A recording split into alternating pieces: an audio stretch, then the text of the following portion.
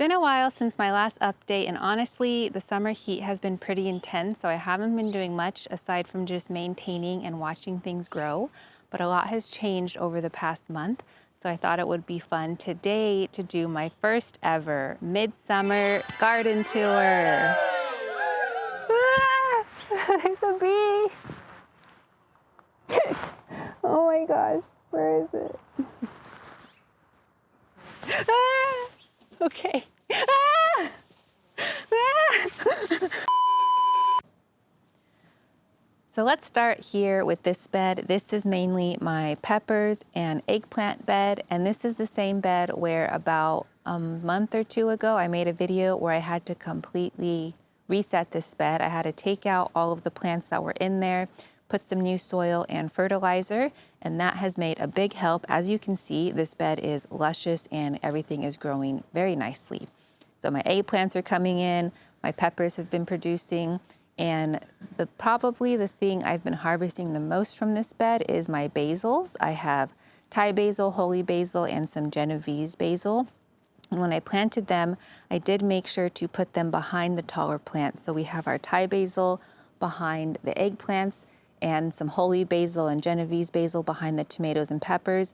And even though we've been getting many 100-degree days, I think having the shelter from the taller plants in combination with the shade cloth I put over when it gets too hot, everything is growing very nicely. So I have actually more basil than I could ever need, but it is nice to actually have some in the summer and have it not be dead and dying.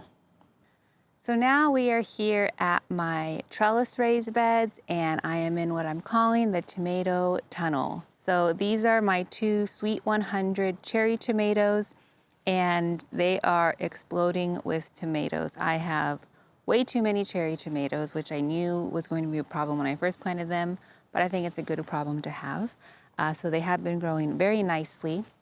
And then in this other trellis up here, I have my green zebras and then my cucumbers also. And those are also doing great as well. The green zebras, I've never grown green tomatoes before, and I was worried I wouldn't be able to tell when they were ripe, but they actually turn kind of a yellowish color when they're ripe, so they have been very good. Not as sweet as other tomatoes, a little more tart, so they make very good slicing tomatoes. And then my cucumbers, I have mojitos and gateway cucumbers. They were off to a little bit of a rough start. I think I planted them too early. It wasn't hot enough, so they weren't growing really great, but now they are producing a couple cucumbers a week. As you can see though, I think it's like a mildew problem. However, I have not noticed any effect on the fruit itself, so I'm kind of just letting things be. If they survive, they survive. If they don't, they don't. And then I have the two raised beds themselves near the trellis, and they have been doing very nicely too. The bed behind me was primarily my lettuce and herb bed, and I had a lot of lettuce that I didn't end up harvesting because honestly, I find even though lettuce is tasty, I had a lot of earwigs and caterpillars and I just got too grossed out. So I did not end up eating as much lettuce as I thought, but it does look very pretty. I saw a comment once, someone said they like growing lettuce and looking at it more than they do eating it. I can definitely relate. So I have let the lettuce just kind of go to bolt because I don't really have anything else to plant there, so why not? And it does look kind of cool now that they are starting to tower and flower. So between the lettuces, we have various herbs, and then I'm letting my cilantro also go to seed so I can harvest the coriander. And then in this bed right here, I have more tomatoes and a couple other eggplants. And these are the tomatoes I planted latest. I think it was April I planted them. So they are just barely starting to fruit now, but everything looks very nice. And then strewn about are just a couple extra random flowers. So these beds are doing very good. So now we're moving on to what I call the pool area. It's a former pool. When we bought the house, the previous owners had filled their pool with just some soil. So I thought it'd be a great area to turn into a garden. And it was a really big project over the past few months, but it has worked. So starting off here, I did plant a couple giant sunflowers. I have a couple more in the back here. And I do have lots of amaranth strewn about. So I have love lies bleeding and then some hot biscuits, and I'm not really harvesting them for the grain. I just think they look pretty and they are fun to make floral arrangements. In this area, I have 2 trellises. This first trellis here is my cantaloupe, and I've never grown cantaloupe before. I don't even like cantaloupe, but I'm hoping this is some very tasty cantaloupe that changes my mind. I have about maybe 7 or 8 cantaloupes growing, and as they grow on the trellis, I do have to support them because they are very heavy, but everything has been growing very nicely. Other than that, if we walk over here, I have my squash and zucchini area. So I had tried to grow the squash and zucchini vertically, which has been going pretty good. Never done that before, so I definitely will do it again next year. The squash and zucchini has slowed down in fruit production. I think just when the weather gets over 95, a lot of vegetables stop fruiting. But in the beginning of the season, I had so many squash, didn't know what to do with them. And then this is my biggest giant sunflower that I have so far, and I am so happy with how it's growing. I am planning, hopefully I can get some sunflower seeds and eat them. That is if the birds and bugs don't get to them first, but it is just fun having a nice big sunflower in the yard. So that's kind of the highlight of the pool area. We also have this makeshift, I guess teepee you can call it. So I built this. There was a black walnut tree I cut in the winter, and I saved all the sticks, and I thought it might be fun just to put this thing together. So it's a little wobbly, but it works. And I have my runner beans growing up here, and then I have this watermelon vine.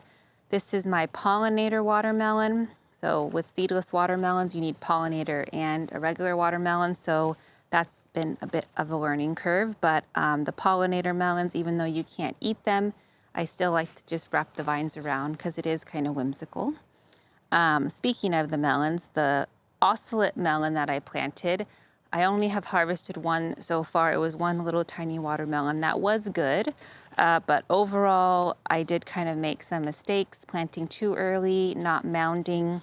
So I think that's why I did not get as many melons as I hoped for, but overall, I do like this area. It's nice and green and it looks nice. Then behind me, I have, of course, more tomatoes. And these tomatoes are my San Marzano and Estiva. I don't know how to pronounce them. And these were the only tomatoes where I had tried the Florida weave method, which it has been working, but the tomatoes are getting a little too heavy.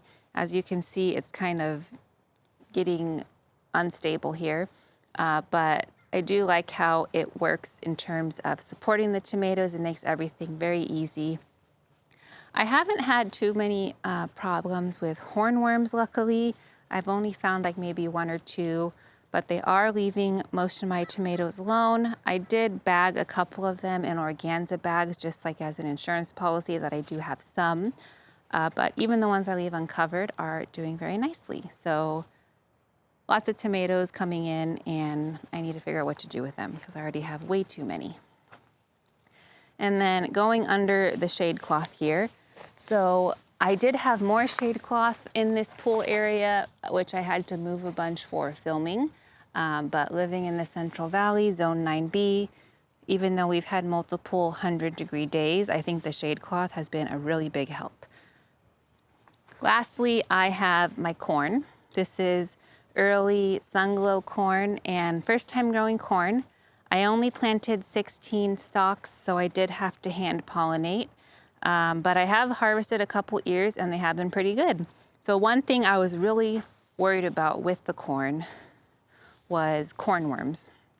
I hate, as a kid, peeling the corn and finding a surprise worm, like really grossed me out. So I did lots of research on how to prevent worms. Obviously you can spray, didn't want to do that. Or I heard people using like mineral oil or vegetable oil after the corn is pollinated. You put it right at the tip of the hairs, and that's supposed to prevent the cornworm from laying its eggs. That seemed really messy to me. I didn't want to do that either. So what I ended up doing, I had the bright idea of, after hand pollinating the corn silks, I took some organza bags and I just kind of put them on the top of the ears so that no moths could lay their eggs on top, and surprisingly it worked. All the ears I have harvested have been corn-free, so that is a style. So that's something I recommend if you are trying to prevent worms. It's not as messy as the oil, and you don't have to spray anything. And then lastly, I have my tomatillos and my gourds. So the tomatillos have been growing a lot. They're very bushy, as you can see. And these tomatillos, they grow out more than they do up. So it's been a little bit of a challenge to train them to go up the trellis. As you can see, they're spilling out everywhere. And oddly enough, out of everything I'm growing, the tomatillos have the most pests on them. I've seen, what was it? A leaf-footed bug. I've seen a lot of the nymphs and the big adults crawling around on here, so I do have to pick them off. And then some worms burrowing into the tomatillos has not been fun, but I have so many tomatillos, it's not really been a problem harvest-wise. And then I did notice the other day some I think this is mildew, powdery mildew on the tomatillos, but I'm not really gonna do anything to treat it. I'll just let it run its course, because I don't know, not that big of a deal, I think. And then lastly, we have a birdhouse gourd I planted here. This is this large vine up here. I planted them between the tomatillos, and I have one growing here. So these are not for eating, they're more for decoration. Once they're grown and you dry them out, you can make fun little like birdhouses and hang them up. So I'm really excited to get those started. But they do take a long time to grow. So luckily where I am, long growing seasons are not a problem. So yeah, that is everything in the pool area. So I didn't realize how much progress I had made in the garden until I went back and looked at my old footage of when I first started everything, and it's pretty amazing to see how things have changed over the past few months. And I can't believe that summer is halfway over.